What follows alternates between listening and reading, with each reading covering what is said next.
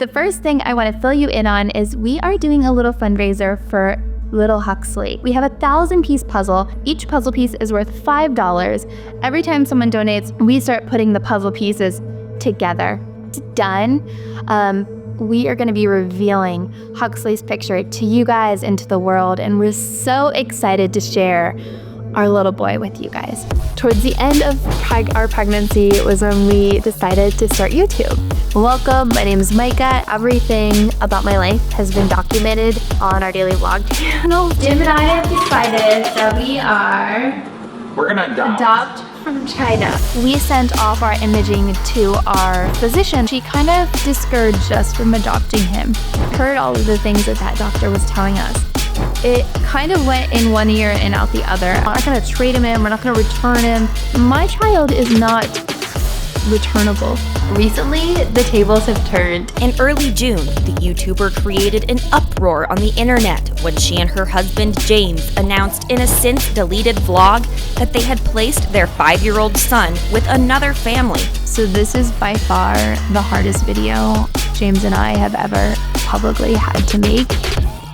Recently, I had a flashback to one of the most disturbing stories about family vloggers that I've ever heard in my life, and it all started when I stumbled across a recommended video on YouTube in a genre that I honestly couldn't care less about: car cleaning. No shade, but yeah. So there I was on YouTube with this video, complete disaster car detailing restoration, staring me in the face, and I noticed that it had 37 million views. 7 minutes, like what? Who? Clearly I'm in the wrong genre, okay? So out of morbid, slightly jealous curiosity, I clicked on it and started watching. It starts off with, a cinematic montage of car stuff that means absolutely nothing to me, where my first and only takeaway was, ew. That's disgusting. I was about to click out and move on to a genre better suited for my taste, like videos of cats doing stupid things. What are you doing?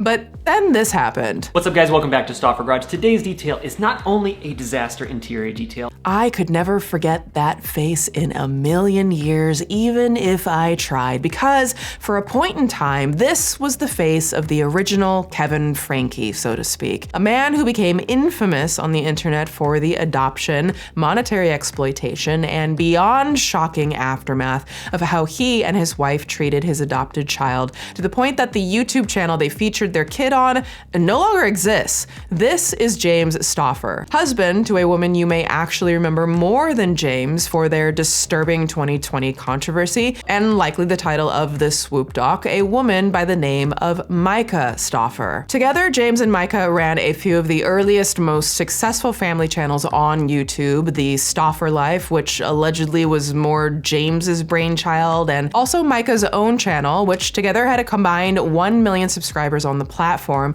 with 700,000 subscribers alone being on Myka Stauffer's channel. Now, if you've been riding with me for a while, you know that we've talked a lot about family channels here in regards to the exploitation, monetization, and potential harm that these channels may have on the featured kids. Even most recently, we covered the horrifying tale of the Ruby and Kevin Frankie family, whose 8 Passengers channel laid some of the most disturbing examples of a family channel gone wrong right out there for the public to consume. But if we started a channel where we could kind of be your life coach and give you some advice, I think it would be really great. Before Mom Ruby went full mask off and was convicted of 4 counts of wrongdoing against children. Now, obviously we're keeping everything censored here to make this, watch more accessible for all of y'all. But if you're interested in an update on the Ruby Frankie story, I actually just posted a video on my second channel, Swoop 2, that'll be linked below, that's covering the most recent updates of Ruby Frankie's eldest daughter, Sherry Frankie, who very bravely spoke in court in front of senators, lawmakers, giving a scathing account of family vloggers in general. But I want to be clear that there is never, ever a good reason for posting your children online for money or fame. There is no such thing as a moral or ethical family vlogger. So the Stauffer family functioned almost as a sort of kind of like trial run of how much YouTube and the general public could take regarding the potential exploitation of kids happening right here on your screens. The result? The termination of both channels on the platform. By all metrics, it was a cancellation that actually stuck. The internet won. So then the question, why am I still seeing Myka Stauffer's husband, James, on my screen today? Whatever happened to Myka Stauffer? And what was it that the Stauffer family did that was so unforgivable in the internet's eyes? This, my friends, is a story full of twists and turns, often misinterpreted, but in a way that actually might make the situation so much worse. This is a story of a family labeled one of the worst family vlog channels of all time. And this is what we know.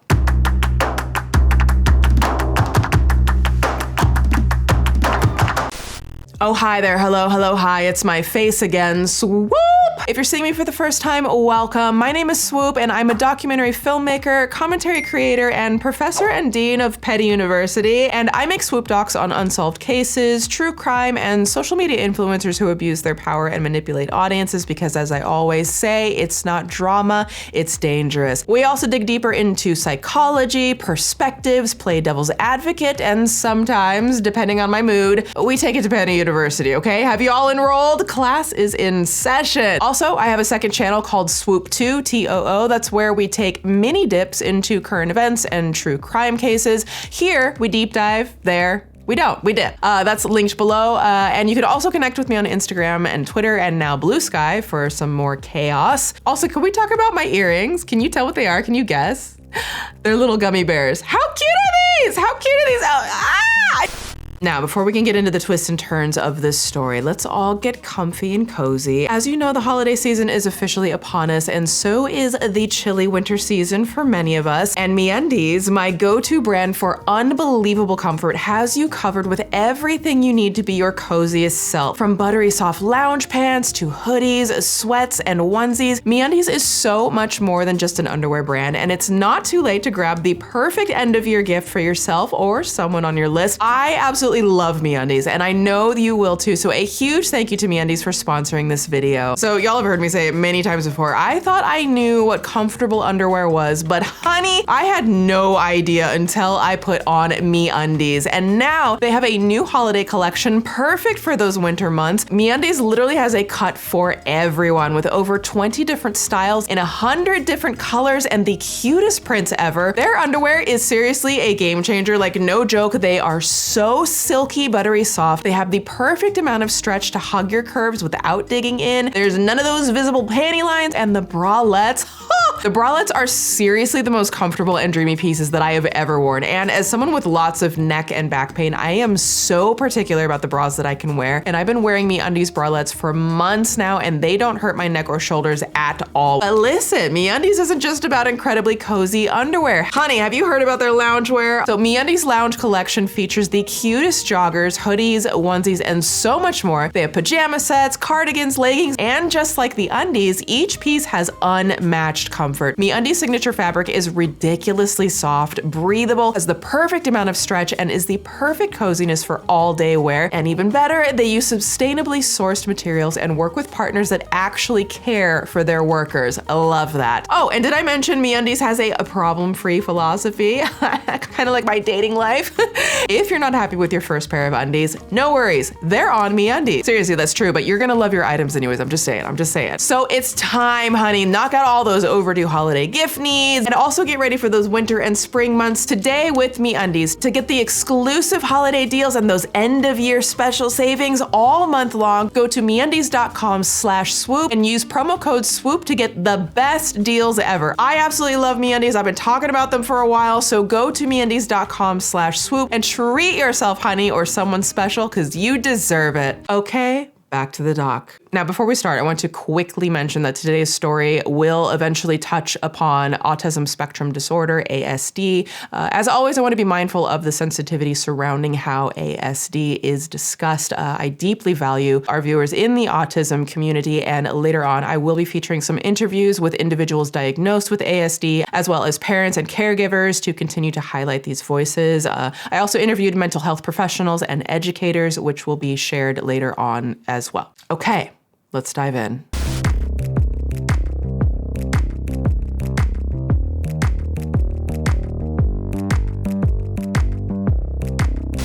Even though James Stauffer is the one still visible on the platform today and is not separate or absolved of the things that unfold with him, basically being an equal and active participant, the story of the Stauffer family truly begins with Myka Stauffer. But before she was Myka Stauffer, disgraced adoption vlogger, she was a single mom named Myka Belisari who worked as a nurse in Ohio with a little side hustle doing weight loss videos on her YouTube channel at the time. Hey guys, night 1 of 21-day juice fast. I'm gonna lose this weight. It's 21 pounds in 21 days. The book's legit. No, it's actually not legit. Most experts say that losing 1 to 2 pounds a week is okay, but even that can change depending on your health needs. I'm drinking just juices and fluids, so my mouth is so bored. The weirdest things I'm just craving. If you see stuff like this, please just don't, okay? Just don't. Anyways, back to the main story. Myka had what she referred to as a basic, regular upbringing, and she loved everything about it. But when she was a teenager, 16 to be exact, she found out something that would set the scene for the rest of her life. My whole world has always been this white picket fence family, and that's everything that I had always known. And then I find out that there's a secret that's beknownst to myself. She sits down with me and tells me that my dad is not my biological father. And Myka then told her mom that she wanted to meet her dad, and her mom laid another bombshell on her. Well, what's my dad's name? I would love to meet him, you know? And she looked at me and she told me, I'm sorry, but you're not gonna be able to meet him. And I said, what are you talking about? And she said, I'm really sorry, but your dad committed suicide last year. This was a bombshell for Myka, who responded by kind of understandably lashing out the way many teens and people might. I mean, that is a shocking thing for anybody to just suddenly discover. The first thing that I did is the next day, I actually lost my virginity. And I had planned for so long to save myself for marriage. It was not even a question in my mind. I knew that I was gonna do that. And when my identity was flipped upside down, I literally everything went out the window. Honestly, I think that's quite sad. Many young people who discover that they are not the biological children of a parent experience abrupt changes in their mood or behaviors as a coping mechanism. Sometimes it leads to self-harming behavior or deep feelings of betrayal or even shame. Now, if you are someone who has experienced this or were adopted, I know someone very, very close to me who was adopted, please just know that you are just as wonderful and valid as anyone else, regardless of who your biological parents are, okay? Please just remember that. Now, when Myka's mom found out that Myka had lost her virginity, she punished Myka by grounding her until she was 17. I got grounded for an entire year. I wasn't allowed to go out with my friends. I wasn't allowed to go to dances. I wasn't allowed to do anything but stay in the house. According to Myka, in an astonishing turn of events for any teen, this lockdown actually worked as rehabilitation for Myka. But I'm really glad that my parents did that for me because it allowed me to really give myself a lot of self-evaluation. I was so livid for so long. During this time, she discovered a religion. I want to become Catholic. I want to get baptized and I want to get closer to the Lord. I want to attend church regularly. And it was almost like a pivotal moment for me.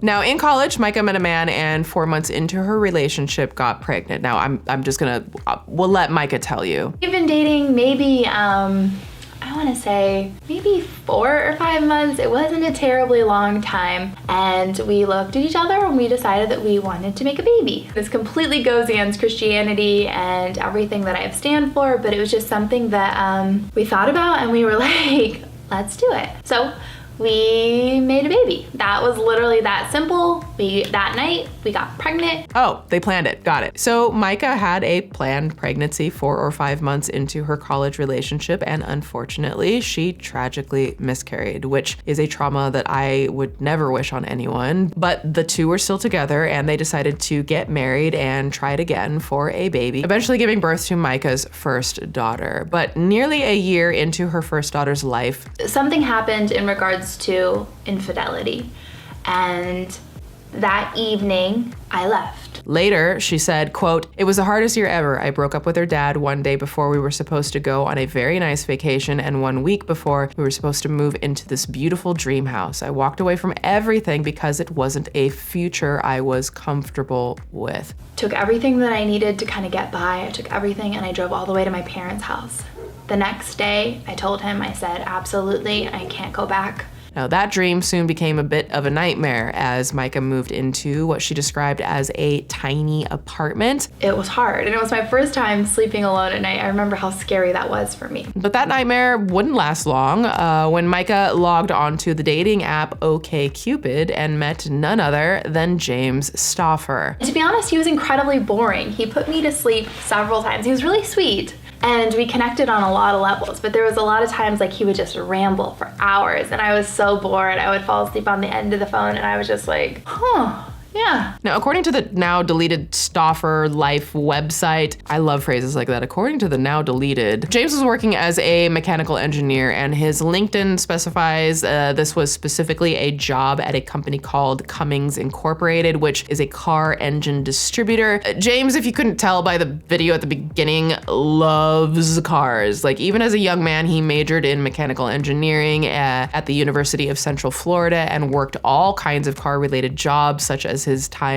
spent as a diesel mechanic. Now the two had their first date in 2012 at a Cincinnati brewery and hit it off right away. James would say that his first impression of her was that she, quote, literally took my breath away. How sweet. Myka would later say that the two ended their date going back to her place for, coffee, and those air quotes are actually hers, they're not mine. She said for coffee. What you mean, Myka? Coffee? Was it really a Red Bull? Is that the tea? Okay, I'm joking. I'm just being a little tart. Enjoy that coffee. Enjoy it all night long. Within the year, the two moved to Indianapolis, Indiana together and became pregnant with Myka's second child and James's first. And I think we'd been there for 2 months, and I remember looking at each other one night and we just looked at each other and we said, let's make a baby. We got pregnant that night with Jacob. Oh, come on, Myka, please.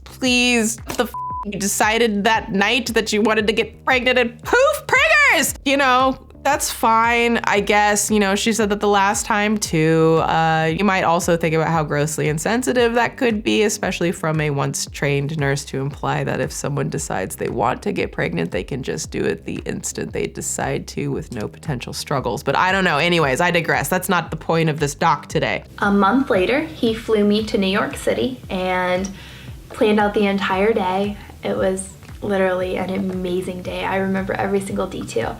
He planned out the entire day and he got on one knee at Times Square and proposed to me with the most gorgeous ring and with the most gorgeous heart, and I couldn't help but say yes. I was so excited. So we went ahead and got formally married like a month or two after we got engaged. We knew we wanted to be married and we were like, we're already doing things so backwards. I would love to be formally married before Jacob gets, comes into this earth. Anyways, it was at that time that the two of them started the now defunct Stauffer Life website, which was kind of this hybrid blog, vlog, family site where the two talked about their life together and their kids. By July 2014, the happy couple tied the knot, and Myka decided to start a more personalized family channel under her own name. Now, essentially from what I gathered, all Myka wanted to do was, it seems like, raise her kids and do YouTube. So with James nudging her in that direction, she was finally able to leave the nursing gig behind once and for all. After all, she claimed James made at least 3 times the income that she was pulling in, and in due time, with James's added blessing, she was able to focus only on YouTube and her family. And lucky for her, she combined the two.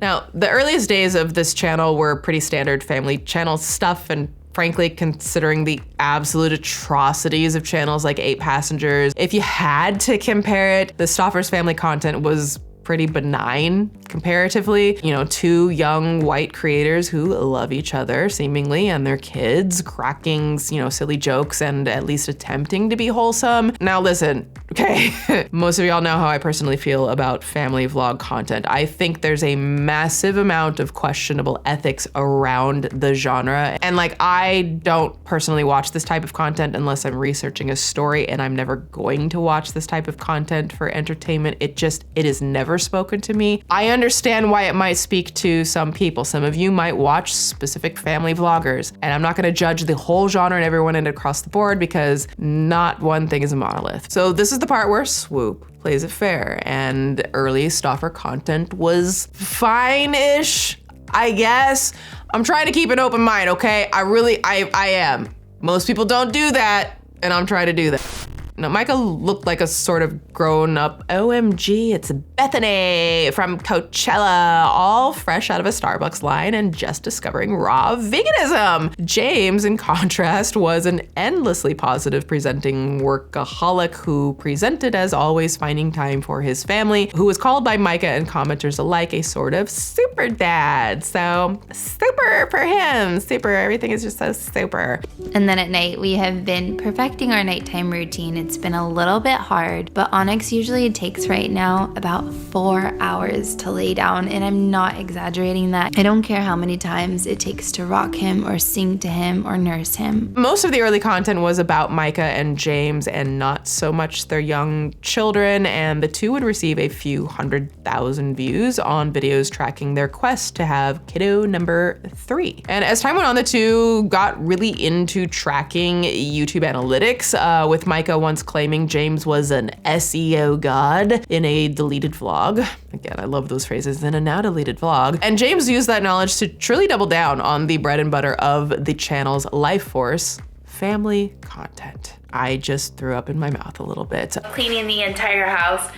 And today we're gonna be tackling the girls' room. It is quite a mess and I wanna organize it. I think there's gonna be a lot of stuff that we're gonna have to donate because this room literally tends to get so cluttery so fast. By 2016, they were really hacking into the family channel algorithm by ticking some of the, the biggest boxes in the scene. Like for instance, Myka was homeschooling her kids, which back then was prime SEO fodder. Today I'm gonna take you into our classroom and we are gonna homeschool together. So if you're new to my channel, welcome and let's start schooling. So was sharing any kind of family milestone, like the vlog detailing the family's move back to Ohio or the birth of their 3rd child. Still, the Stauffer family weren't a big deal in the family vlog scene yet, so the Stauffers were gonna need some new blood to truly drive up traffic for the channel. And the idea that they had to do just that ended up skyrocketing them to the upper hemisphere of family vloggers in a huge way. They just didn't know that it would also become the beginning of the end for their entire channel and reputation. Hi guys, and welcome back to my channel. Today, Jim and I have a very big surprise and secret that we want to share with you guys.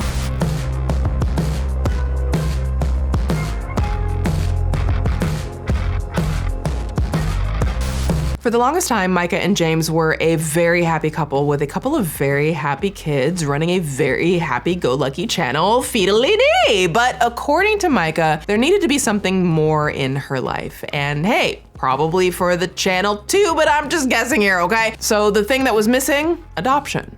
Giving back to the world. Being able to help an underprivileged kid get a real shot in the more privileged world with a happy, loving, well-to-do family. Sounds almost predictably altruistic, right? In fact, Myka was so excited about the idea that she even told James she wanted to adopt 6 or 7 kids, specifically saying she wanted at least one of them from Africa. I can't wait. We initially were really interested in Africa. Well, the United States and Africa were parts where our hearts were originally interested in. Originally, we were talking about Uganda and Ethiopia. Our hearts were really strong there.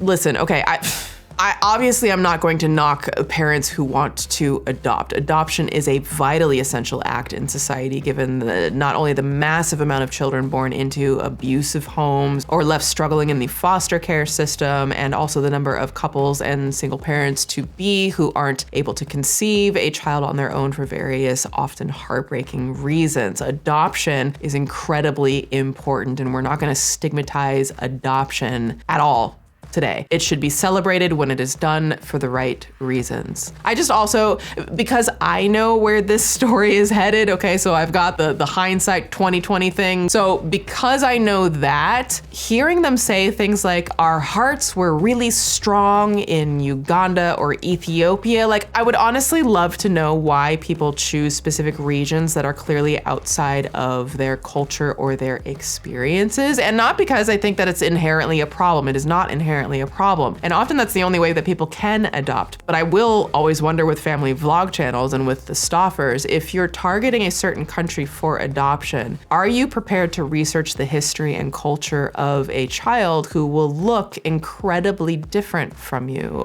who will require different types of care, even down to simple things like hair care, for example. Like, African hair is not like white American hair and requires not only a specific knowledge in caring for it, but also knowledge that there's a strong likelihood that the child will be heavily criticized, judged, and face racism and discrimination over their hair texture in this country. Like, just personally, I have faced that my entire life over my natural hair as a biracial Black woman, and I still face hatred, discrimination, and racism literally to this day. And anyone who shames or belittles or mocks a Black or person of color for their hair is deeply racist, regardless of their excuses for that type of blatant discrimination. Society is too evolved at this point, and there are too many resources available to just sweep that type of racism under the rug and act like it's all a mistake when it happens. It's not a mistake. People need to be able to see and identify that and be prepared if you're gonna be raising a child who will experience that. Like, this is something that my mom, who is white, had to learn early on about society when raising me, and witnessing firsthand the constant attacks from kids at school and the attacks I still face today over something as natural as my hair. Now, James, to his credit, realized kind of just how freaking challenging it would be to adopt 6 or 7 kids from across the world on a very modest income that came simply from his engineering job and Myka's YouTube dollars. But she begged and she pleaded and she promised to bake him a bunch of cookies. And I only made up the cookie part because really Myka laid it on thick, and eventually she convinced James, which is when the milk bottle truly became uncorked for the two. And for the longest time, Jim it wasn't right in his heart, it wasn't something that he was 100% ready for. And recently, a couple months ago, 2 or 3 months ago, I had brought up the idea, and I didn't expect anything of it. And he told me, he's like, I don't know, I really would love to have another biological. The next day, I brought it up one more time, and he paused. He really waited and paused.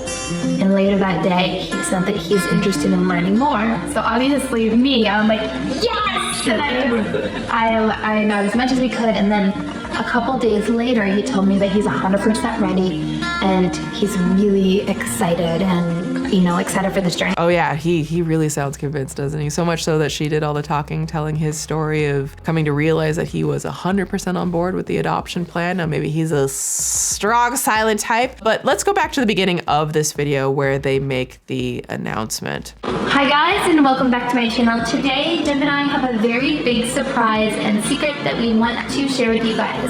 There has been something that we have been hiding for about a month, and we're really just so blessed and so excited to share with you guys. Jim and I have decided that we're gonna adopt from China. We're gonna be adopting a little boy from China. We haven't officially formally started the process yet, and we do plan on taking y'all with us through the journey and all of the steps along the way. So there's a few issues right off the bat with this situation, showing that Myka and James really didn't seem to have a grasp on the ethics of adoption. To skip ahead for like just a second, Myka and James ended up adopting their child from an organization known as the World Association for Children and Parents, which later merged with an agency known as Holt International. The Cut actually interviewed Susan Soon-Kyum Cox, the Vice President of Policy and External Affairs, who said this was a bad move by Myka and James, and that one should never share info on a child's adoption prior to them actually being adopted. Quote, "We don't advise it. In fact, we ask them specifically not to do it." And why? Well, Caitlin Moscatello at The Cut analyzes this perfectly, stating, quote, "Not only can publicizing an adoption jeopardize it, but it's often seen as playing into the stereotype of white families swooping in to save foreign children." I see how you use the swoop there. I'm just kidding. But back to it, it perpetuates the idea of lesser. And to put it my own way, there's certain degrees of what the Stauffers were doing. You know, we've seen other like family vloggers do this kind of thing, announcing before it happens with the adoption. It's kind of giving some savior bullshit. If I'm being honest, can I just say that? It's kind of like Myka and James were offering up their backs through the screen and expecting you to pat it for them. Like, oh, good job, good job. It's like announcing a good action being performed before the good action is even performed, which itself is performative.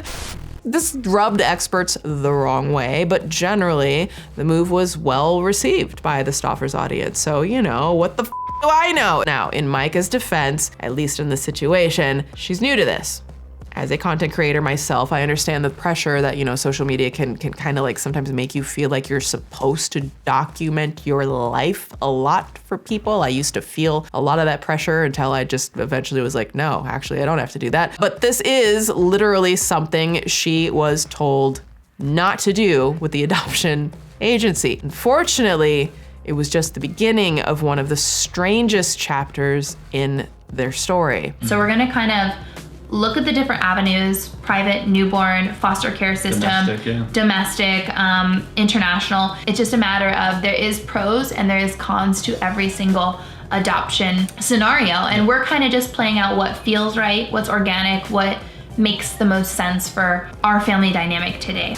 Now, Myka and James eventually pivoted away from their dream of raising an African baby and instead, at the guidance of the World Association for Children and Parents, decided to focus on adopting a baby from China. Now, it's worth noting that once upon a time, international adoptions were the hot ticket in the United States. The US State Department has been monitoring international adoptions in this chart since like 1999, which shows that in 2004, almost 23,000 adoptions of international babies took place. But this number has steadily dropped every single year since then. And up until the pandemic, we saw China halt the adoption process for potential international parents, where most international adoptions in the US were from China, with over 7,000 of the 2004 adoptions alone coming from China. You see, like, if done responsibly and with healthy and good intentions and preferably some research, this can be a good thing considering the sheer amount of children in need of homes who are up for adoption in the Chinese system. But as with everything this sensitive, it comes with a major asterisk for potential parents. At least half of the kids coming from China are medically considered disabled children, or what is sometimes referred to in an educational setting as special needs children, who may require a different level of care. Obviously, it doesn't make them any less worthy of loving homes. It just means there's a different level of care, and parents should be prepared for that. Now, according to a study in Disability Studies Quarterly, quote, researchers agree that special needs adoptions from China have constituted at least 50 to 60% of all ICAs, a number comparable with the proportional rise in abandonments of children with disabilities in China. Now, I gotta give a quick sidebar. I did some research as I was of the understanding that the phrase special needs is outdated and can be considered offensive by some, but not offensive by others. So here's something I read on parents.com,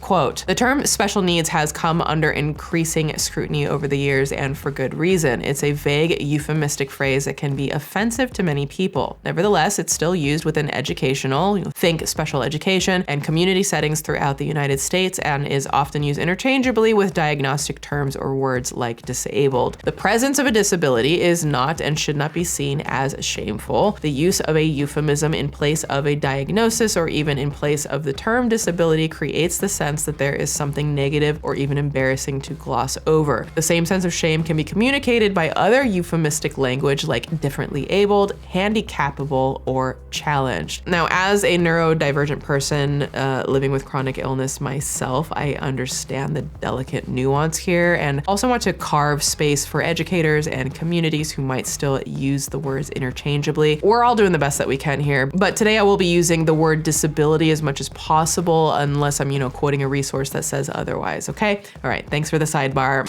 Again, and I can't stress this enough, there's absolutely nothing wrong with disabled children, but it's important to note that adopting a disabled child also means adapting to the reality of the disability. Disabled children may have unique needs that neurotypical or non-disabled children do not have. This is a very real commitment parents need to be absolutely sure about before they commit to it, not just for themselves, not just for the blog, but especially for the child. There are two categories of international adoption when adopting from China: the log-in date program that focuses on children with less intricate conditions, and the special focus program whose children have more complicated conditions. According to Myka, James made the choice very clear. They should adopt from the log-in date program. Seems simple enough, and that proceeded to be exactly what the two did not do. Instead, Myka firmly chose to go the other direction, stating in a video that, quote, "Let's just say there's 100 conditions. Me and my husband were comfortable with 99 of the conditions, so we were very open." My first question is, what the does that mean, Myka? Like, what the does that mean? Does this mean that you spent time thoroughly educating yourself on these 99 conditions and were mentally, emotionally, and financially prepared to do the necessary things to provide for children with 99 different disabilities? This is certainly a choice, and it's certainly a choice Myka chose to make, and if she means what she says, more power to her. On their own, Myka and James looked at hundreds of pictures of different available kids, claiming none of them appealed to her, okay? Anyways, that was until she came across one adorable boy in particular. The two of them claimed to see this boy and just knew he was the one. So they approached the agency, who told them that it was likely the medical issues with him were that he may have a brain tumor or cyst. His diagnosis is neurological, so it pertains to his little brain. We did get some imaging done recently on our son. We got a CT scan done in China, and the neurologist and the physicians in China, they're very confident in the diagnosis that they gave us. And we were 100% confident, and we were 100% prepared for that diagnosis. Now, the Stauffers were heartbroken but undeterred, so they took his medical records to their private doctor, who warned Myka and James immediately that, quote, "This is going to be severe. This is going to be a lot. We don't know what unknown elements could be." We sent off our imaging to our physician that's kind of been on board with Huxley. And then when she got the imaging, her optimism went down significantly. Just went drastic. She kind of almost discouraged us from adopting him, like saying that this is going to be severe, this is going to be a lot, we don't know what unknown elements could be. But for me, more than anything, immediately when she gave me another diagnosis, I looked at the bright side. I was like, that could be awesome. There could be so many good things about that second diagnosis. So to be clear, they were specifically warned that this was going to be severe and that they chose the most difficult option for parents to take in this situation. It's not a bad decision at all if you know what you're doing and you're prepared and committed and can handle it. It's actually an incredibly wonderful decision if you know what you're doing. But Myka used this as an opportunity to make content, which is not advised. Literally, again, the adoption organization says, don't do this. And then she was warned by her doctor that this was going to be one of the single most difficult things she was ever going to face in her life, and that this was severe. So when I heard all of the things that doctor was telling us, it kind of went in one ear and out the other. I wasn't in a state of denial. I accepted and took on everything that she said. Again, in case I didn't make it clear enough, she was told quite explicitly this wouldn't be Easy. So what did she do? Well, quote, without a doubt in our minds, we knew no matter what state he came to us, that we would love him. If anything, my child is not returnable. And if anything, my child is not returnable. And we don't care what's wrong with him. The only need that our little boy has is he needs his mama not to be scared, but needs his mama to come on and get him home so that he can have a nice family that really truly cares about him and is not scared of what an MRI or a CT scan says. She had really freaked us out, some of the verbiage that she used and some of the things that she said. And she didn't mean to be negative, it wasn't intended to be that way, but she was just really trying to inform us, like, these are all of the realm of possibilities and this is what I'm really thinking you're looking at. Or this is what I'm really thinking that he could have, some severe delays. And for us, it was like, that's our son. Yeah, about that. Well, we're not there yet. And maybe I mentioned in the title, I don't know yet, but I think you should remember her specific choice of words there. My child is not returnable. He's our son, and that's that. He's not we aren't gonna trade him in, we're not gonna return him. He's our boy. If anything, my child is not returnable.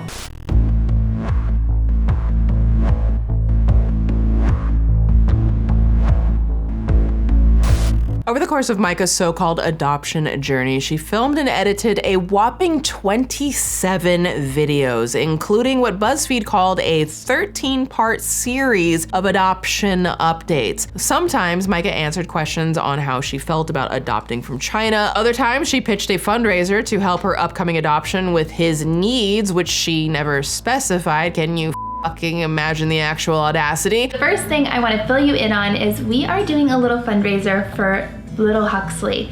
We are going to be revealing Huxley's picture to you guys and to the world, and we're so excited to share our little boy with you guys. We'll have a link to the fundraiser if you guys want to donate in the description box below, but we have a 1,000-piece puzzle. Each puzzle piece is worth $5. Every time someone donates, we start putting the puzzle pieces together, and every single person that donates, your name is going to go into our son's baby book. Listen, I have feelings. Now, I don't think I could possibly cringe any harder at best, and I feel a sense of, yeah, there's anger in there, okay? My pancreas is literally having a moment. Default is to just slide into petty university. Petty is my coping mechanism for stuff when I get really frustrated with things. I am very frustrated. But today, petty university class is in winter break, so instead the tea just, I don't know, it just spilleth over in my soul talking about what happens next. In October of 2017, the day finally arrived. Myka, James, and their 3 biological kids flew out to China to adopt the child they had chosen. And to absolutely nobody's surprise, they turned it into content. Shocking! Now, it might be hard to remember nearly 7 years removed, or maybe you weren't ever a consumer of family channel content, but content related to adoptions often refer to adoptions as a gotcha day event. So the Stauffers were no different, even though this is a term that adoption advocates take issue with for every logical and understandable reason you could possibly think of, as the term signifies that it, quote, commodifies the adoption process, according to the people at consideringadoption.com. Another red flag, but one that, to be fair, a huge part of YouTube shared at the time, so now, you can't hear this since I don't want to get hit with, like a copyright, but their video is set to an acoustic version of the song You Set My World on Fire. It has all the emotional accoutrements you might expect: an uplifting song score, the Stauffers on the plane, Myka puts on makeup, and then they finally meet their new child, with his new siblings giving him toys as he fidgets in Myka's arms. And the thing is, this 2.5-year-old baby does not seem very happy with him, sometimes more aggressively kicking and flailing and banging his head and pinching and biting. In my opinion, literally from the start, this was not a baby that Myka should have, hear me out, exposed on the internet. But I mean, what the do I know, right? Baby content is king, and this got over 5.5 million views, and people were here for the adoption journey of a young lad that the Stauffers named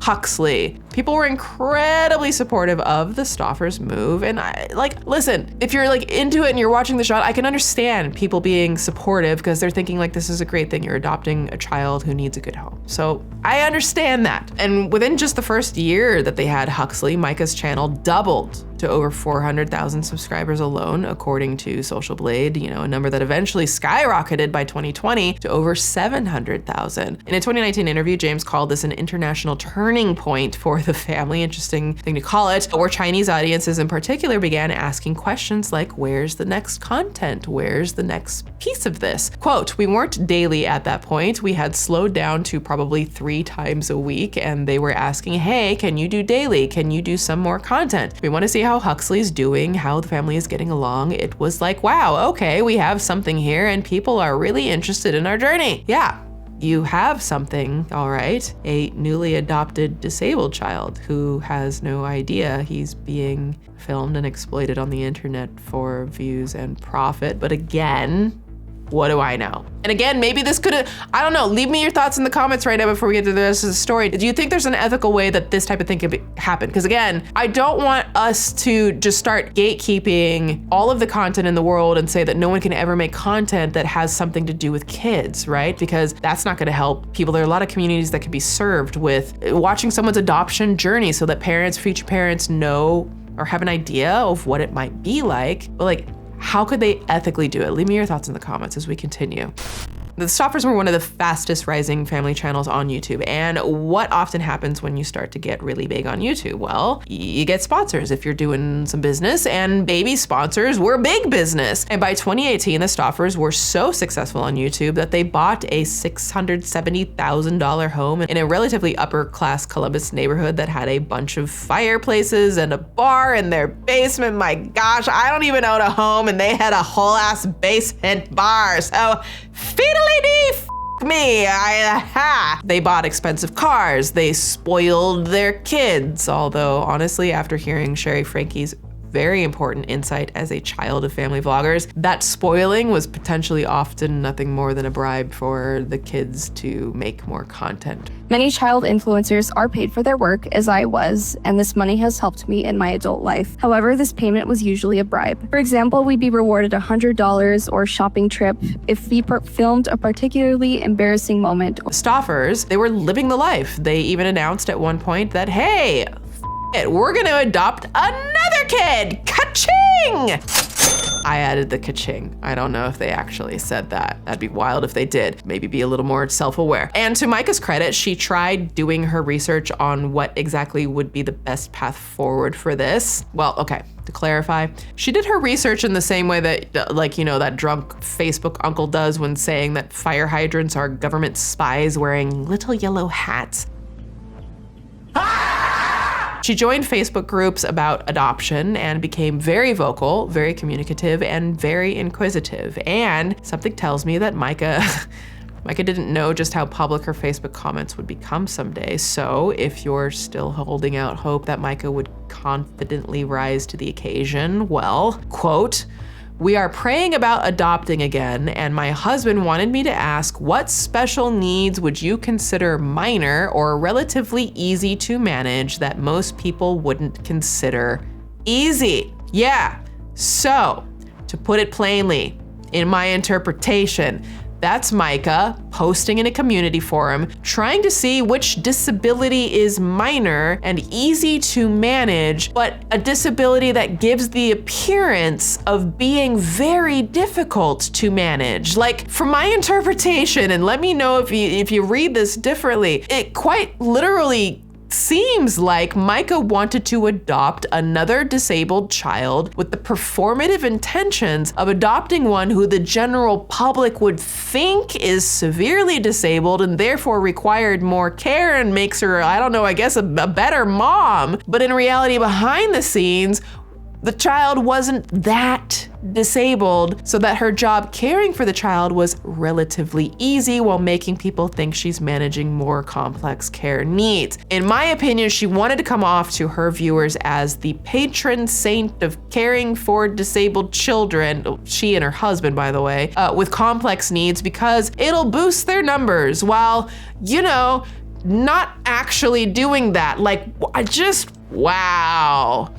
Even worse, Myka used the groups as a promotional tool, allegedly asking families to go and like her videos, particularly videos with Huxley, and to follow her, which is not exactly what these kind of groups are for, Myka. And it gave me so much anxiety. Like, I almost had a panic attack. I don't even know what that is. Now, a quick side note, this never actually got around to really happening for reasons that may become clear soon. Myka actually announced that she was pregnant with child number 5 and soon gave birth again. And based on this post, I can't help but wonder a very simple question. Was Myka praying for her coming biological child to be severely disabled, or is that just reserved for adopted kids?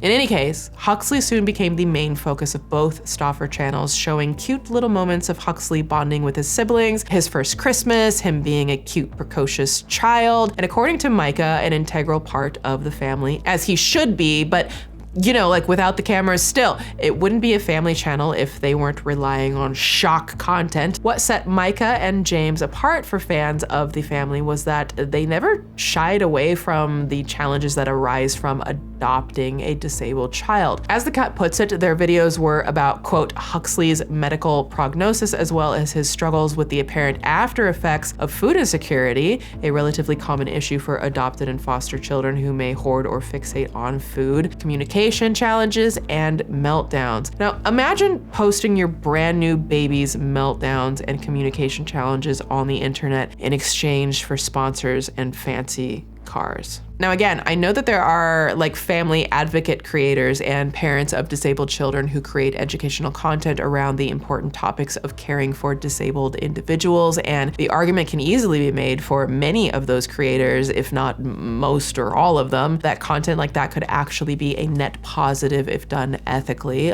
We discussed this quite a bit in my last Swoop doc about influencers who are faking cancer and faking chronic illnesses for clout. I highly recommend checking that doc out after this one. Highly recommended, okay? Oh, I had a lot to say in that one. Definitely check that one out. But the key word again here is that it has to be done ethically.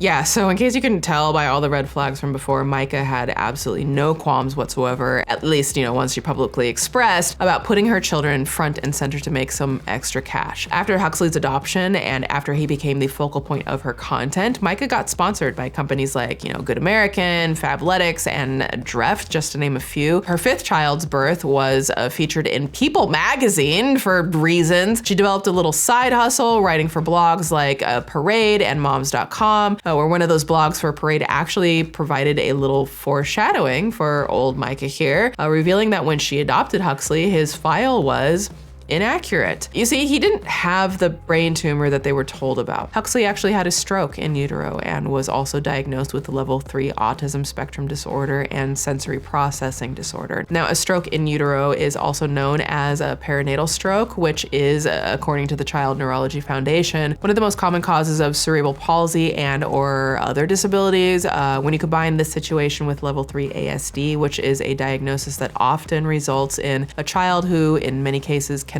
take care of themselves. A website known as The Place for Children with Autism defines it as such, quote, ASD level 3 is characterized by severe challenges in social communication as well as extremely inflexible behavior. Children with level 3 autism will be nonverbal or have the use of only a few words of intelligible speech. Individuals with level 3 autism exhibit a marked inflexibility of behavior with extreme difficulty coping with challenges to routine. At this level, restrictive or repetitive behaviors interfere with the individual's ability to function. Changing focus from one activity to another may come at great difficulty and cause significant distress. Now, I'm referencing these resources as a starting point, but please always keep in mind that every autistic individual's experience is unique to them and no one is a monolith, and all are deserving of the same level of care, humanity, and compassion as every other human being on the planet.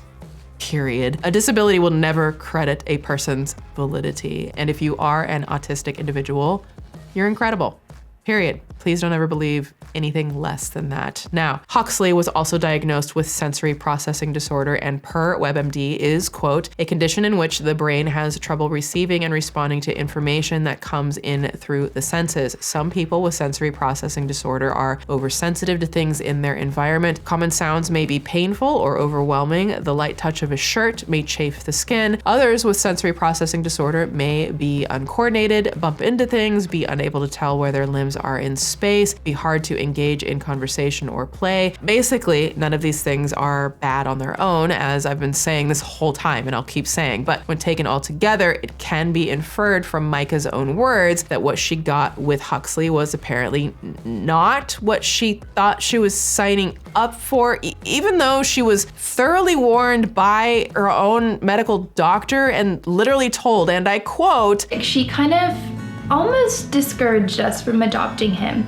like saying that this is going to be severe, this is going to be a lot. This would be the hardest thing that she ever does in her life, apparently, but you know, who's keeping notes? She could take on 99 conditions, but I guess this ain't one. And even still, this was far more than she ever described to her followers she was even signing up for. I mean, she was signing up for a child with a brain tumor, which, like, wouldn't that have also been challenging, Myka? Still though, people started to notice little idiosyncrasies with Myka's raising of Huxley and James as well. He's very much involved here. For instance, she used adoption hashtags on her posts incorrectly. Stephanie Dranka, an adoption advocate, told The Cut that Myka would use hashtag adoptee voice, which she said was, quote, a hashtag created by adult adoptees to center adoption stories on those who have experienced it, and that Myka started using it when she was telling the story of Huxley, and so it's not an adoptee voice. Now, to make matters worse, Huxley had trouble communicating to the point that many autism experts believe that Huxley could be nonverbal. But where everything truly began to sound the alarms for audiences was little moments like this going viral for all the wrong reasons, such as the video that I'm not going to show, where it was revealed that Myka and James were wrapping Huxley's thumb up in duct tape to get him to stop sucking it. Now, you know who else wrapped their children in duct tape? Ruby Franke. I'm not saying that the two are the same. I'm just saying. I'm just stating a fact. Or what about this video where she shows off some of her struggles in teaching Huxley basic words and then complains about the trouble she's having? We've been trying to work with. Show me your toes. No, I don't want to have look. Toes. Huxley, toes. Good job. Fantastic. Hey. Huxley, look at eyes. Here. Huxley, look at my eyes. Eyes, Huxley. So that's one thing that's really, really hard is I work with Huxley every day for over 10 months, and there's so many things that he just genuinely hasn't grasped. Or what about this video that highlights the different ways in which James speaks to Huxley versus his other children? Here you go, sir. What do you say? Thank you.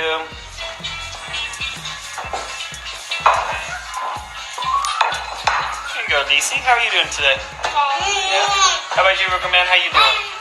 The interesting part about all this, according to audiences at the time, was that these were not isolated incidents, but this was completely isolated to Huxley and Huxley alone, with nothing truly questionable ever being displayed when it came to Myka and James's biological kids. I mean, number one, that's good for the kids, but what we're talking about here is special treatment for their non-disabled children. And by special treatment, I mean their non-disabled children not being plastered all over the internet at the same rate. So go figure you would do that to your disabled child. I mean, you shouldn't do that to any of the children, but you know what I'm saying. People began to wonder what the hell was going on with this lady and her adopted child. What was with, you know, the cold attitude? What was with the freaking duct tape? So Myka mostly ignored the criticism, choosing to keep it, you know, kind of business as usual. She posted an update on Huxley's growth in September 2019 and said that ever since Huxley was diagnosed with autism, he had been in applied behavior analysis therapy, but interestingly, Huxley began to gradually disappear from the content. Actually, December 22nd, 2019 was the last time Huxley was on YouTube in a video of Myka practicing sign language with Huxley. Say hi, guys. Huxley and I are gonna run through a couple signs. Quiet hands. Oh, good job, Huxley. We're gonna run through all of his signs really quick just to make sure he knows them. Down packed before we teach anything new. Show me help. Yeah. Good job. Show me more. Yeah. Show me eat. Oh, you did good job.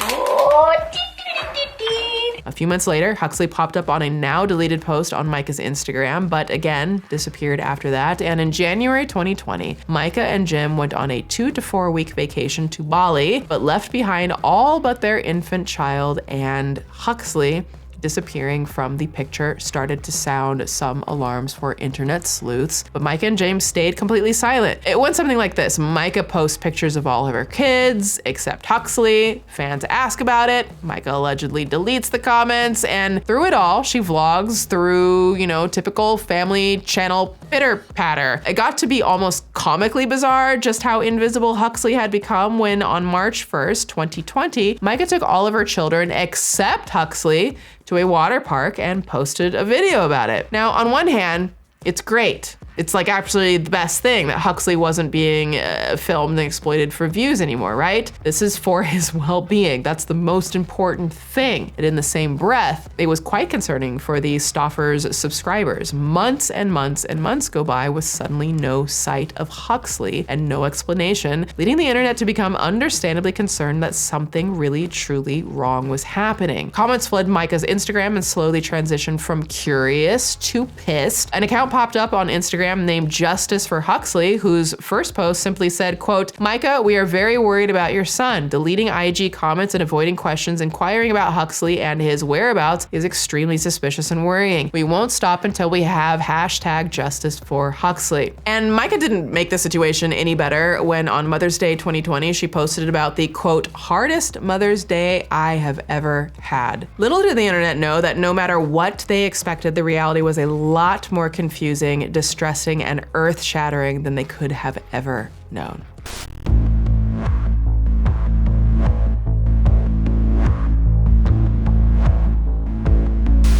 May 26, 2020, Myka and James decide to finally break their silence on what exactly was going on with their family in a video that broke the internet. They began the video like this. So this is by far the hardest video James and I have ever publicly had to make. The reason we haven't updated you sooner is because the medical professionals, the agencies, multiple people have been allowing for Huxley to spend time with some different people to see and to make the perfect match and fit for his now new forever family. From the updates we've gotten from the agency and through the adoption agency, like they were able to place him in what they felt was literally the perfect match. As Myka put it, this was the hardest video James and her had ever made, and if you missed the details, after having Huxley a part of their family for over 2 years, they put nearly 5-year-old Huxley through what is known as a dissolution, which is when a family decides to legally terminate the terms of an adoption. The U.S. Department of Health and Human Services claims that for every 100,000 adoptions in the United States, anywhere between 1% and 5% go through dissolution. Now, most aren't, turned into content, but to be fair, this at least wasn't some exclusively new thing that Myka and James did with Huxley. Though also, to be fair, remember that quote from Myka at the beginning of this adoption story? He's our son, and that's that. He's not we aren't gonna trade him in, we're not gonna return him. He's our boy. Yeah, so much for that. To put it simply, they returned him. So, why the dissolution? Why did they return him? Well, they say Huxley was diagnosed with autism spectrum disorder, level 3, said to be the most severe kind of autism, and that Huxley had a below average IQ to the point that he not only may never go to college, but allegedly could never be potty trained. So, I mean, you guys have been part of this adoption journey even before, we picked up Huxley throughout the whole process. And, with international adoption, sometimes there's unknowns and things that are not transparent on files and things like that. And once Huxley came home, there was a lot more special needs that we weren't aware of. Myka calls this hard to stomach, and James follows up by saying there was a degree of deception in Huxley's adoption as well, even though she was thoroughly warned by her own medical doctor. And then when she got the imaging, her optimism went down significantly. Her prognosis and everything for our son just went drastic. She kind of almost discouraged us from adopting him. But for me, more than anything, immediately when she gave me another diagnosis, I looked at the bright side. I was like, you know, that could be awesome. There could be so many good things about that second diagnosis. They put Huxley in preschool and gave him upwards of 30 hours a week of at-home therapy. Anything that happened in the home that was hard for Hux, that's not fair for me to put out there publicly. That's his privacy. So we're not gonna talk about that. That's not appropriate. Huxley has had multiple meltdowns. I'm not having a good day today. We never tell you guys the truth. And that's why you don't see Huxley a lot in the vlogs. He's probably having a meltdown. Are you done? He's just having a bad day. He's a grumpy day today. They say that because of all of this, Myka and James had their hands so full that when Huxley would have what they described as a tantrum, they would be unable to vlog. Imagine that. They weren't able to exploit the disabled child or maybe the rest of their children for views. Too bad, so sad. Are you done? He's just having a bad day. He's a grumpy day today. Now, listen. I hate everything about this, but I'm also going to try to be fair and look at this from multiple perspectives because I'm not one to want to live in an echo chamber. We do that often in a Swoop doc. We look at multiple perspectives, even if that echo chamber is the sweetest, most joyous symphony chamber orchestra in the world. In the video, Myka and James level it out as transparently as I guess they can. Caring for Huxley was much more than they bargained for. And once Huxley came home, there was a lot more special needs that we weren't aware of and that we were not told. According to them, Huxley's needs were never fully explained during the adoption process, which isn't entirely true. You literally said you were warned. Don't make me play the damn clip again. So when I heard all of the things that doctor was telling us, it kind of went in one ear and out the other. I wasn't in a state of denial. I accepted and took on everything that she said. And I sat down with Jim. I said, you know, worst case situation, if our little boy at one point in his life, he needed to be in a wheelchair and he needed full on care, would you still love him? And we, without a doubt in our minds, we knew no matter what state he came to us, that we would love him. And that's one thing that I'm starting to love about this process is the level of becoming more humble, and the level of unconditional love that we're starting to develop for this little boy is just unbelievable, and I love that. But go off. This is fair Swoop talking right now. So they held off on reporting this to their viewers, even though it was nearly 4 months in planning that brought them to this point, because they claimed, are you ready for this? They wanted to protect his privacy. I am livid, you know, okay, live it in a fair and balanced sort of way. Okay, we're staying balanced, we're staying fair. Perspective. We haven't made this video yet. It's because we've been trying to protect his privacy, his rights. The family channel that became successful because of posting publicly in excruciating detail every effing ounce of the adoption and meltdown and diagnosis of Huxley wanted his privacy to be protected. Right.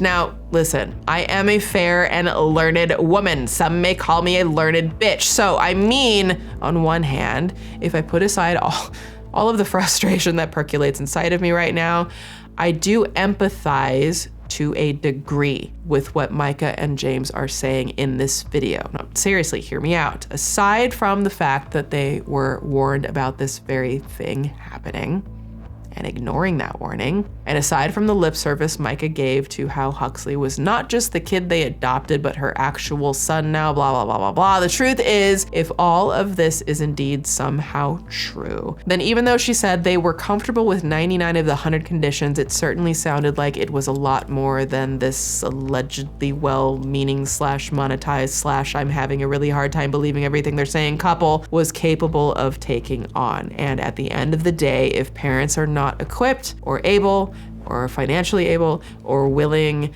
or whatever, or educated, if they're not in a place to provide the care that a disabled child needs, I don't want that child to be forced to stay with those parents if there truly is a better option for the child. Now notice I said I don't want the child to be forced, because in my opinion, the child is really the only thing that matters here, right? We can reserve a little sympathy for the parents, because I'm sure this wasn't fun, and we gotta be human, they're human, we're gonna be human, but the child is what matters most. And that's really the best I got for the parents. They were warned multiple times. They chose the hardest option on purpose for content. I would feel differently if they were just, like a regular family who got in over their heads and were truly not the best fit for the child. I could understand that. It would be very sad on all ends, but I can understand that. And, and then they found a better family for the kid because, again, as we know, it happens around 5% of the time. I don't want to stigmatize parents who have found themselves in this position, because nobody wins if we just, shame all the parents in this position. And I can't stress that enough. I actually wish more parents of dissolved adoptions spoke up and didn't face, mass ridicule, because their experience could be so important for other potential adopters to learn from and understand just how serious all of this is before making this life-changing, beautiful decision to adopt. Myka and James, they're different, because they built nearly their entire brand off of this adoption before it even happened for views, money, clout, spreads in People magazine. And that's what frustrates me. That's what frustrates me the most. It's not, just the disillusion of Huxley and the adoption that gets to me. Again, if that's in his ultimate best interest, but it's their excited jump to create endless 27 videos before you even adopt, all this content around him before ever even meeting him. That pisses me off. And don't forget, Myka was literally posting in Facebook while she had Huxley saying she wanted to adopt another disabled child, and that she and James wanted one that gave the appearance of being hard to care for, so they would look like Mother and Father Teresa Saint of the Year. That's where I draw the effing line in the story, and I almost wonder, was there a chance that she was posting that, knowing that they were going to dissolve this adoption and hoping that they could get a child that looked was equally as disabled in appearance, but not true? These are the questions that I'll probably never know the answers to. Maybe it's better that way.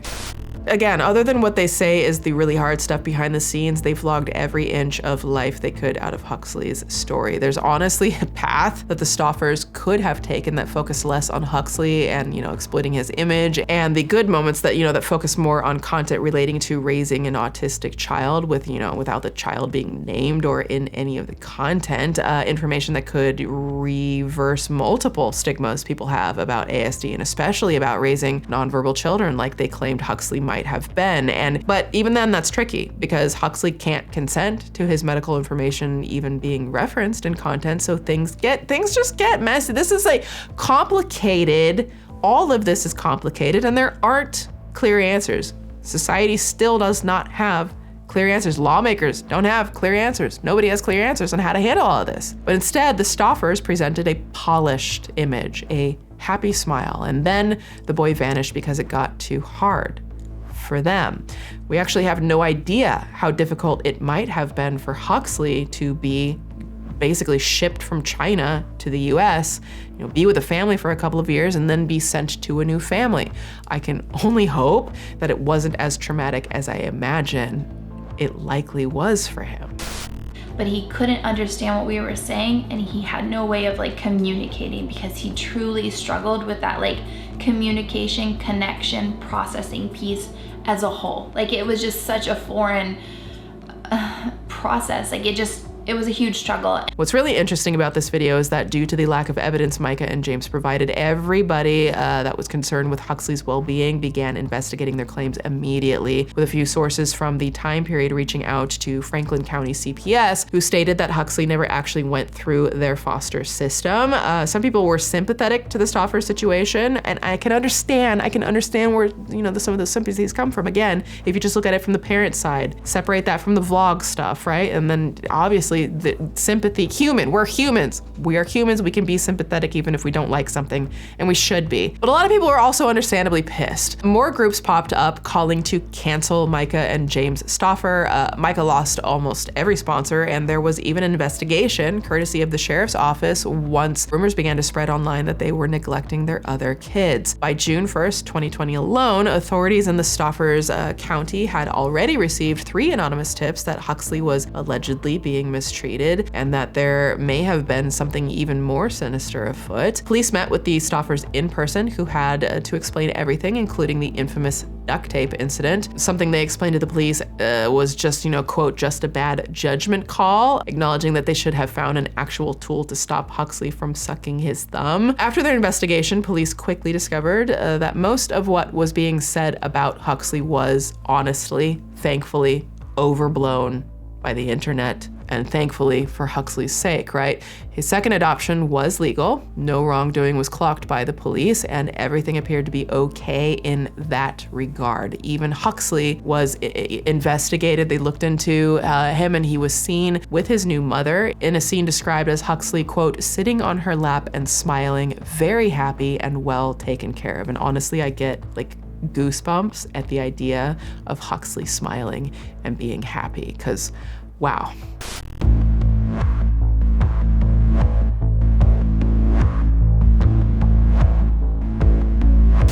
So back to taking in some perspective, some devil's advocate, as we always do in a Swoop doc, so that we're not, again, living in an echo chamber and we have a more well-rounded picture of the story, regardless of how we feel about it.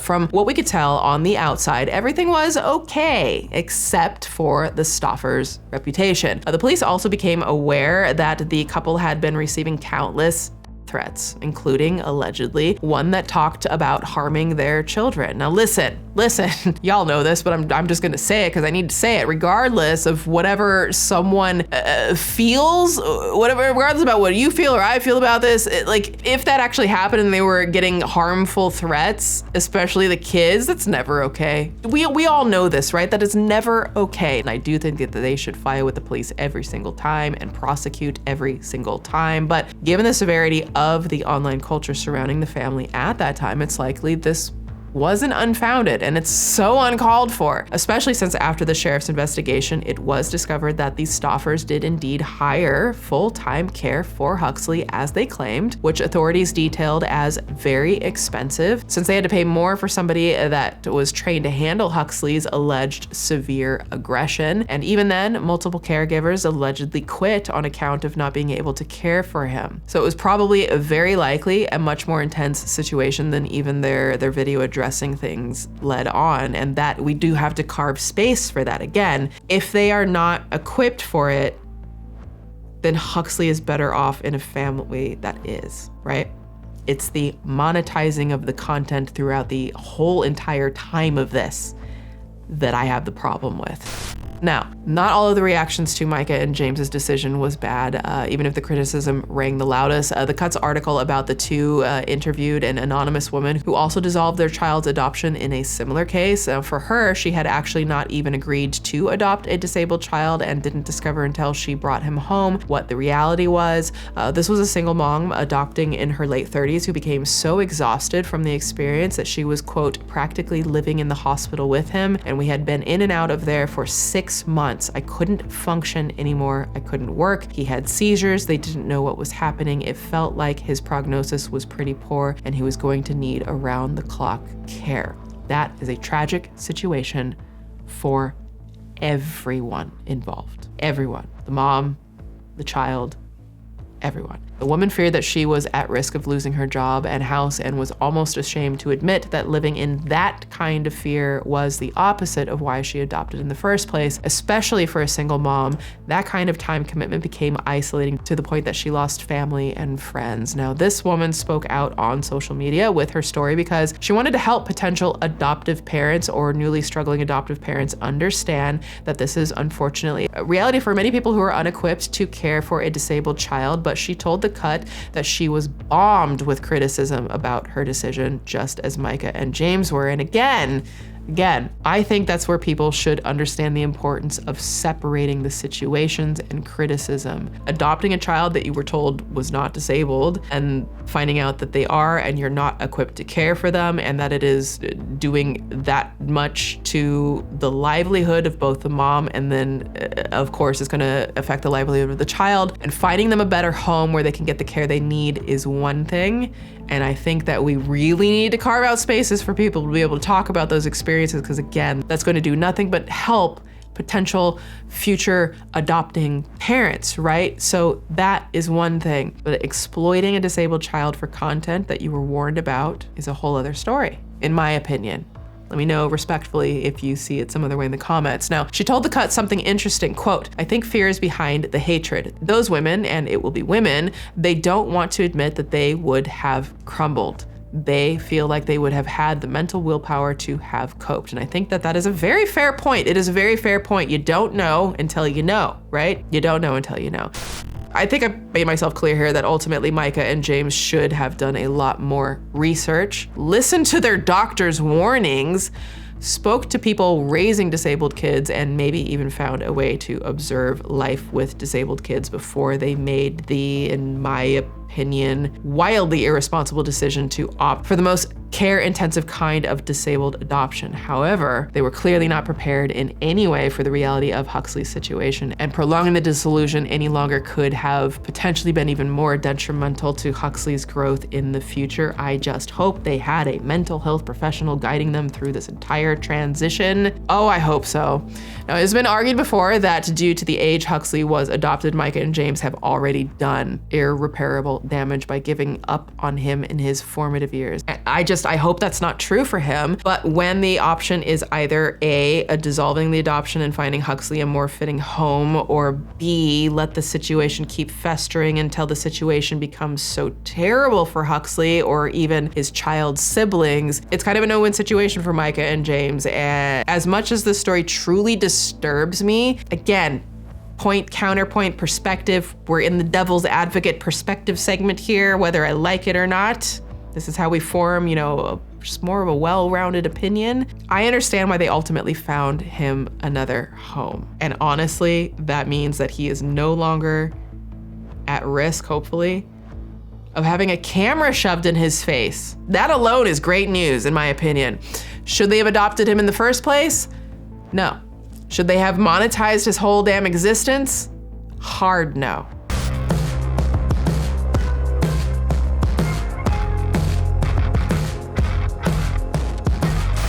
Myka and James deserve to be held accountable for their actions and even some of the heinous ways they publicly treated Huxley, who now goes by a different name. And the internet did what the internet does well. It decided to hold them accountable.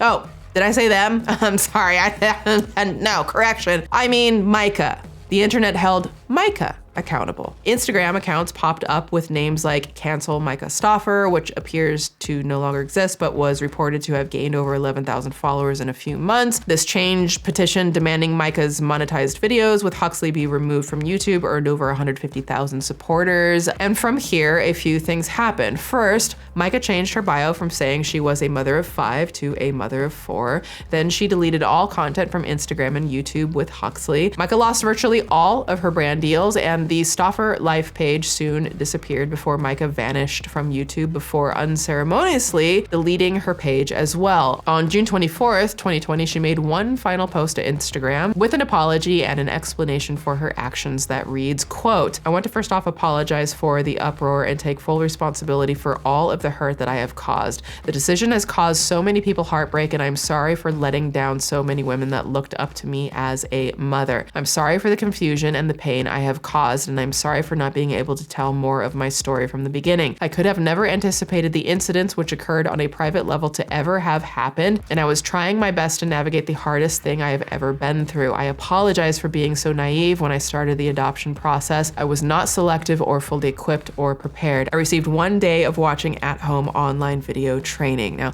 Myka, here's the thing. Yes, I think you're at fault, but I will still be human about this and reserve some sympathy because, again, we're all human. As a person, myself, who is medically considered disabled, details like these make your story So frustrating, because one day of video training before deciding you're set to adopt a disabled child where you were warned was a severe disability is kind of like thinking you're a financial expert after watching one of your side hustle channel's financial videos. It's irresponsible, and it could be dangerous.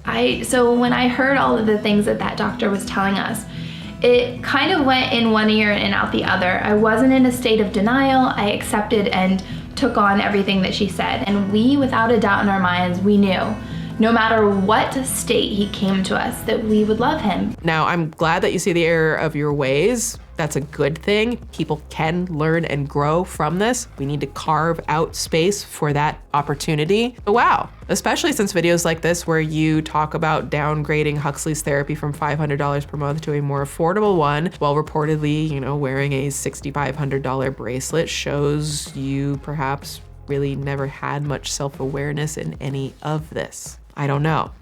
Speculation, maybe. I'm excited to see what happens. We're gonna go to a different speech therapist, not the one that's $500 a month, but we're gonna go to the one that's has like $70 for 30 minutes, and he starts preschool too, so you'll get therapy there. So it'll all work out, but not $500 for 30 minutes. No.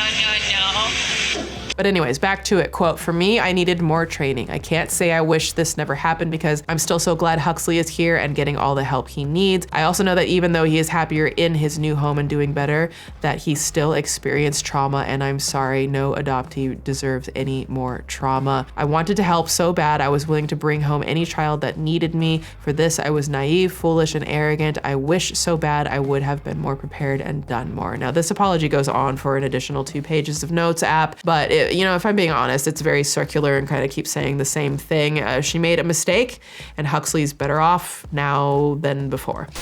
After this, Myka disappeared completely from the internet, video after video from creators ranging from The Right Opinion to Without a Crystal Ball to The Rich Family to the Dad Challenge podcast popped up criticizing Myka's actions. And with the death of Myka's internet career, this was effectively the precursor in some ways. I'm not saying they're the same story. They're obviously not the same story, but it sets a precedence, right? To like the 8 passengers scandal. For Myka, this was an actual quantifiable cancellation of a family channel due to collective outrage. And it stuck for everybody except for James Stauffer, the man in this story.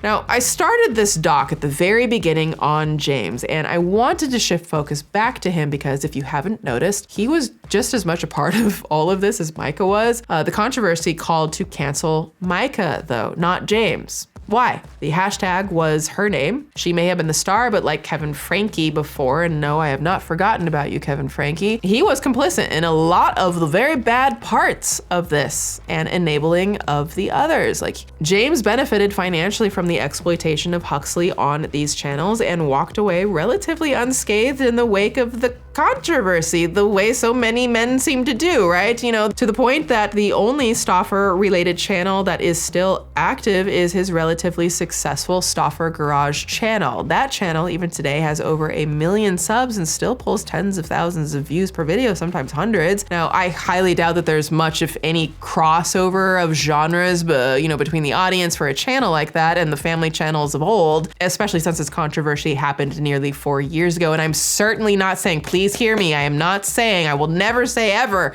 you'll never hear me say in any content that I do, we all know this, but I'm just gonna go ahead and put it out there. Don't dogpile, don't go to his channels, don't leave comments. This is just an observation that I have that I needed to document for this story. Not a lot of people talk about the James factor of it and how Myka took the massive brunt and James didn't, even though they were both doing this together. So I have to ask the question, why is it that Myka was obliterated off the internet, but James remains here after all of this time? And again, don't go commenting anything on his stuff. It's just interesting. It's always going to be interesting to me, the fact that the anger was almost exclusively directed at Myka and never really fully that much directed at James. is a bit peculiar to me. I can't technically call it sexism outright, because, we need only to look at stories like Daddy of Five or the McBrooms to see that men have been held accountable for their family channel fuckery on here. But what is it about James Stauffer or Kevin Frankie that allows some men to, I don't know, maybe use women as shields? Women who did wrong, obviously, but they also hide behind the women and then kind of keep thriving on the very same platform. Why do fathers often get a pass while the mothers get the punishment? Let me know what you think in the comments. Now, as for Huxley, the New Zealand Herald reported in July 2020 that Huxley has indeed settled into a happy new home and was living a much more stable, much less life online. We love to hear that. He's got a new name. I love that for him. And there was a 3-part documentary series that came out recently this year, like just a couple of months ago, produced by Vox Media Studios, that featured and was narrated by an adopted individual who was a fan turned critic of the Stauffers, which featured interviews with various family vloggers. Did you follow what went down with the Stauffers? Yeah. Be very careful. I'm curious if you know the name Myka Stauffer. We'll stay away from that one. People are scared. If you are even associated with her in the slightest, then you will also get canceled. Can you tell me about the Stauffers? You want me to be honest? The series is titled An Update on Our Family, and it premiered at the Tribeca Film Festival in June of this year, though it hasn't received official distribution as of yet, so I can only reference a commentary about it. People in the theater were like, oh, like, it was crazy too, because every time there's a moment that happens that's so absurd, okay? Everybody in the theater is either laughing or like, what the f? You can hear people audibly be like, what the f? Like, I'm not kidding. When they say things where we've touched on this channel a million times, they see it. And that's why I liked this audience, because I don't think they were aware of family vlogging or Myka Stauffer. Obviously, they were there to support the filmmaker, and it's all their friends and family, and it's like, and there's hundreds of people in there, right? And I honestly liked that they didn't know anything. I really did think it was a great audience to watch this and to bank it, because I knew everything. I'm intimately in detail with family vlogging and what Myka did and what James did and all this kind of stuff. And so I'm seeing it coming. I'm like looking around, like, let me see what they think of this thing. And they say, and then they would react viscerally. And it was great. It was a great place to be like, okay, we were right. These people are seeing this for the first time and they are flabbergasted at what she did. At the end of the day, almost everything seems to have worked out for the best regarding the most important person in this story, Huxley. Huxley has moved on to a happier, healthier life. So we're told, we hope, and there's one less family channel exploiting kids online. But I want to be clear that there is never, ever a good reason for posting your children online for money or fame. There is no such thing as a moral or ethical family vlogger.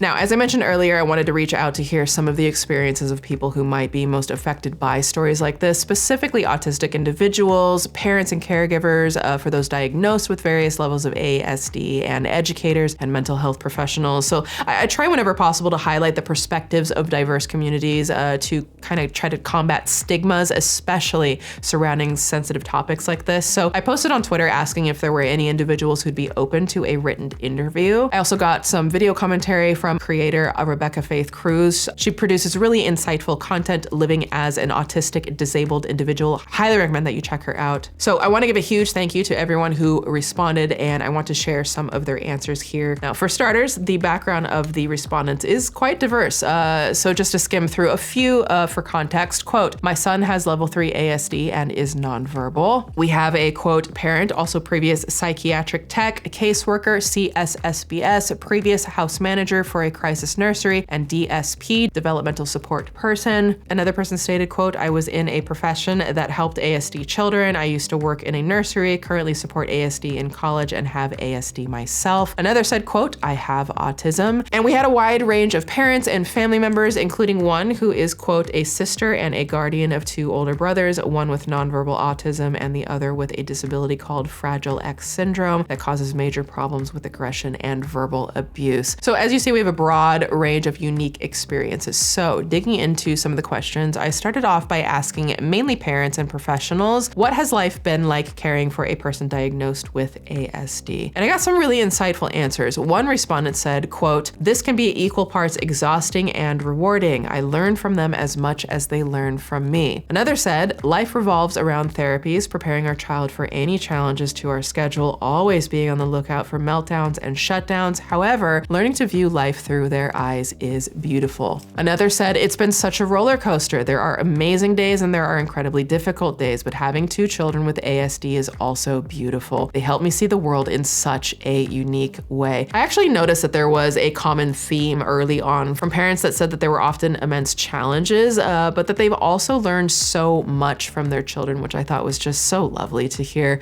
Now, my next question was for those who care for those who have been diagnosed with level 2 or level 3 ASD. It's kind of to try to get a glimpse into what it might be like for some to care for someone with that specific diagnosis. One responded, quote, "My son has level 3 ASD. The experience has been a long and hard journey, even for the tiniest things, but once the right support and people helping are all on the same page, it is a lot easier." Another said, "My son was level 3 nonverbal at the start of 2023, and we were told he would never speak, but with the 20 therapists that we saw each week, he can now speak proper sentences. And when we saw the pediatricians last, they diagnosed him as a level 2 verbal child and told us that he would be able to have a semi-normal life in the end." And another said, "My daughter is almost directly between 2 and 3. She needs help with a lot of routine things, only recently potty trained at age 8.5 years old and still cannot dress or undress herself." And another respondent said, "My oldest is diagnosed with level 2 and my youngest is diagnosed with level 3. Their stories are very different. My level 2 child is very social, empathetic, talkative. My level 3 child is nonverbal and extremely developmentally delayed, but he is such a joy. Both my boys are amazing." And honestly, I just love hearing parents who are just so proactively like supportive. I don't know, I'm getting like a little choked up, but I love hearing that type of support for disabled children. And I think we can really start to see just how diverse each experience is, while also understanding that proper support and understanding of the disability is vital for the well-being of the child and just the family as a whole. So my next question was keeping in line with that idea. Do you think there should be additional training, education, or screening for parents looking to specifically adopt ASD diagnosed children, special needs children, or disabled children? One responded by saying, yes, they need to understand the drastic changes to their life, what the child would need on a day-to-day, and how to navigate meltdowns/shutdowns. I think that parents should always be prepared of parenting a child with significant disabilities, just across the board. If you're planning on being a parent, you should be prepared for that. Whether or not your child has something like autism spectrum disorder or maybe something else, disability is an inevitable risk that all people have to take. So if you are going to bring a child into the world or just your world, you should be prepared for the chance that they either are or will be eventually significantly disabled. Another agreed, saying, yes, it's a huge commitment and parenting strategies for neurotypical children will quite often not work for someone with a disability.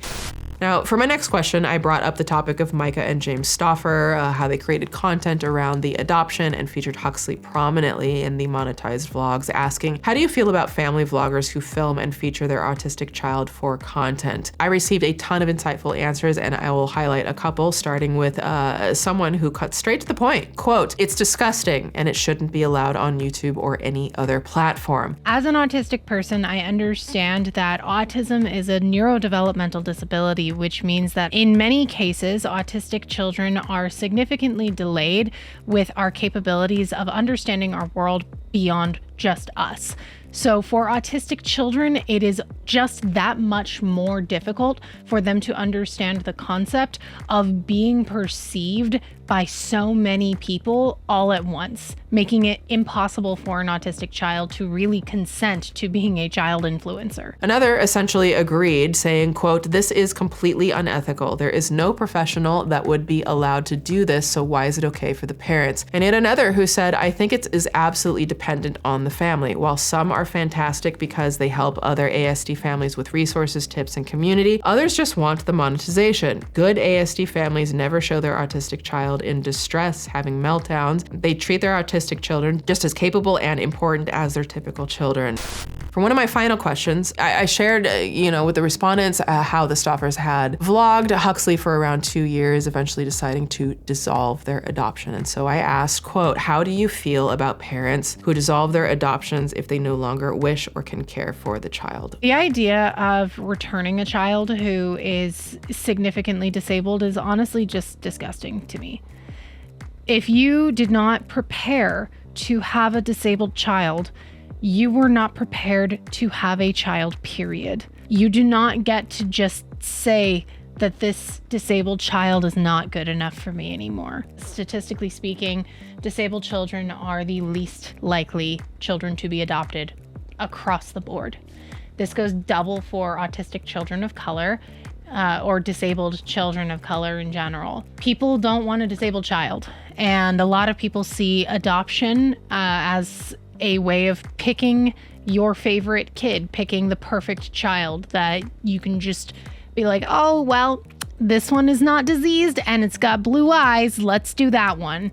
And that's just not the way having a child works. One respondent felt very strongly about this, quote, they should face severe punishment. ASD children, for the most part, form strong bonds with people who they are closest to, and they thrive most in routine. Forming that and then dissolving the adoption is nothing but harmful. Another echoed a similar sentiment about routines, quote, dissolving your adoption, especially if that child has bonded with you, could bring a lot of issues to the child in the future with them thinking they're a problem. Now, a few had similar sentiments, but kind of from a different sort of angle. Quote, I feel that it's better for them to dissolve the adoption than create another irreparably damaged human being through neglect, but the thought of them just deciding this is more work than we thought it would be just sets wrong in my gut. And finally, quote, I think this is horrifying. Biological parents can't just get rid of their kids without repercussions, so why can adoptive parents? You didn't sign up for the daily struggle? Well, neither did we.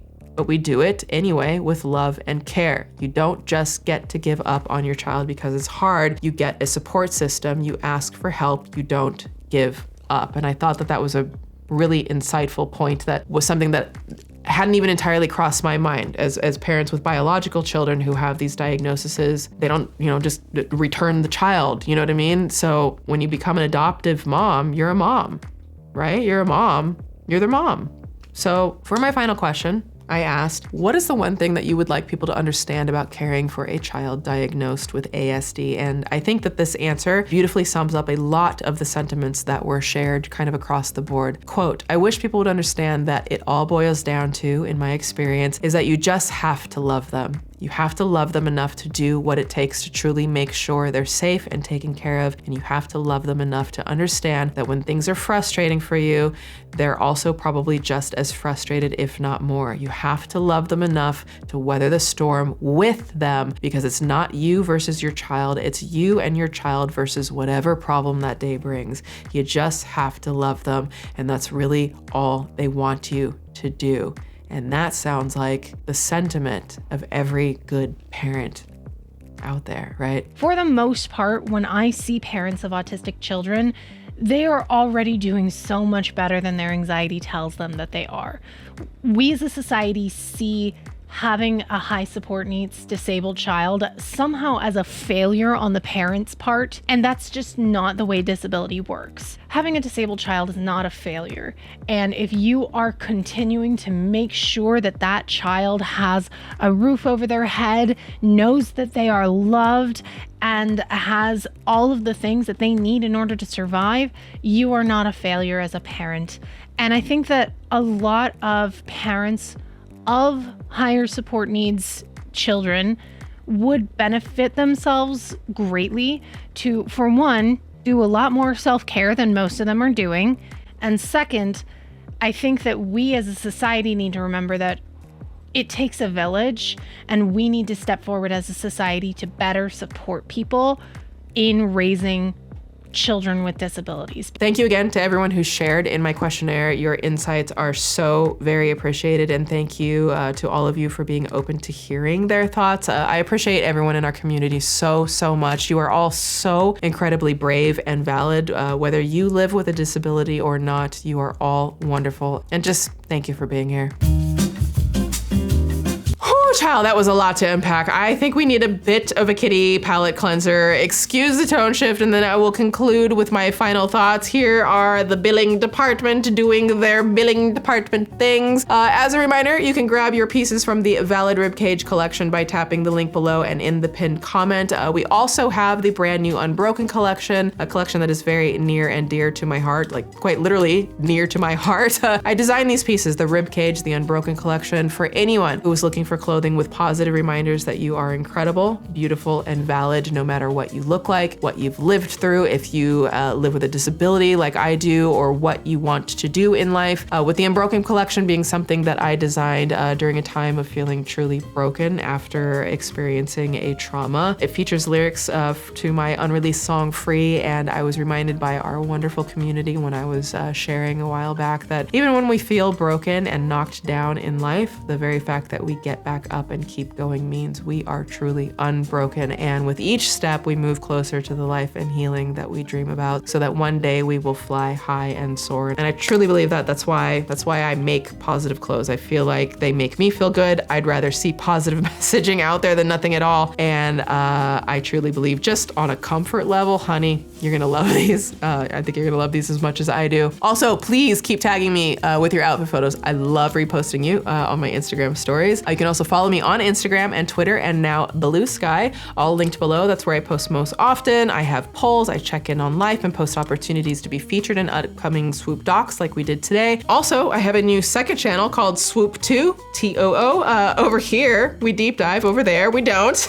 They're dips. We skinny dip into the unhinged dark waters of the cesspool, where honestly all bets are off. Jake Doolittle, anyone? We have a lot of fun over there. It's much more casual. The videos are shorter, so welcome to the chaos. I want to give a huge thank you to our channel members and to our Patreon producers. I have been revamping the whole Patreon page and posting some special extended videos and behind the scenes content. I'm also posting additional unhinged videos. I call them the after school special, and I will be releasing a brand new series on Patreon that you don't want to miss. Been working on that. So tons more content is coming to my Patreon, and you can also get your name in the credits of all of the docs and videos that I post on both channels as a producer. So if you would like to have exclusive access and become a member, it is linked below in the description and pinned comment. And thank you to everyone who is a part of that very generous and supportive community. Be sure to check out the most buttery soft loungewear, undies, and bralettes ever, and knock out all of your holiday gifting needs today with MeUndies. To get exclusive end of the year holiday deals and savings all month long, go to MeUndies.com/swoop and use promo code SWOOP to get the best deals ever, and treat yourself, honey, or someone special, because you deserve it.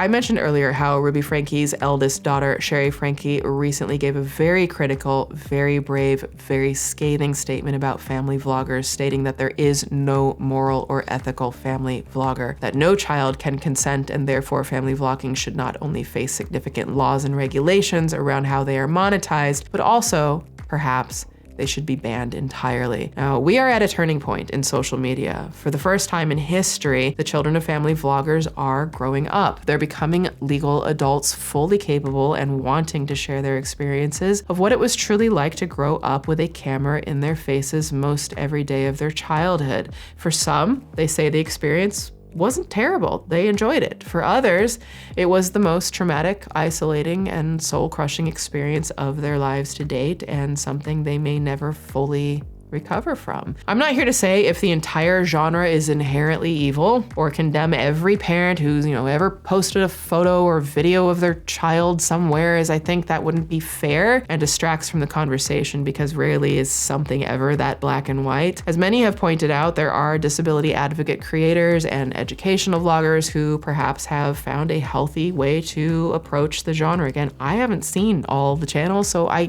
I don't know, but I do have a question. What about the children of family vloggers who can't speak up for themselves? What about the children who are growing up, who might not ever have the ability to communicate their feelings around being vlogged due to a disability or trauma? What about them? Who speaks for them? Is it left up to their parents, lawmakers? It's complicated, right? On one hand, people might find comfort and education from the content, but what is the potential cost? Just as Sherry Franke said in her statement, she isn't here to provide the answers, but to highlight that there needs to be more focus on this genre and the potential harm that it could be causing some of our most vulnerable communities. I don't personally know what all of the answers are, or if there ever will be a singular answer. There probably won't be, but I'm thankful at the very least we're having the conversation. And of course, when there's nothing left to say, stay ready, stay petty, class dismissed. Swoop!